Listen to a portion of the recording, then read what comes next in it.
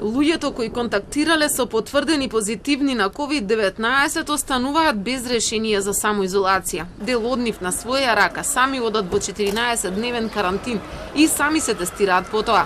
Граѓани кои сакаат да останат анонимни контактираат со Телма и велат дека со денови чекаат да ги дадат своите контакти на епидемиолозите.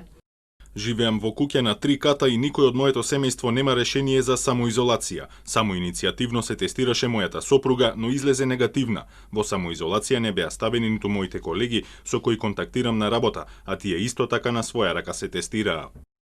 Работам во поголема фирма на регион на целата земја, а јас сум во Охридската подружница.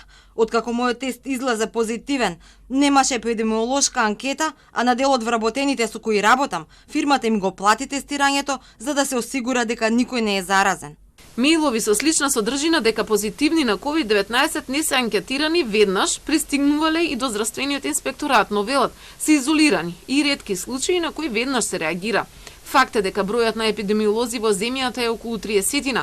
Последниот месец пак бројот на ново заразени нагло се покачи поради што се доцни со решенијата за самоизолација. Министерот за здравство Венко Филипче вели дека притисокот најголем е во Скопје.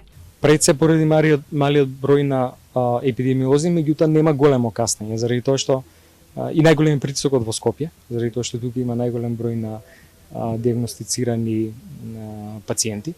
На колегите епидемиолози во помош им дојдоа и останатите колеги специјалисти по хигиена, трудова медицина, сите вработени во центрите за јавно здравје, а сега согласно оваа ситуација, сите тие со помал обем на работа. Така да тој проблем се надминува.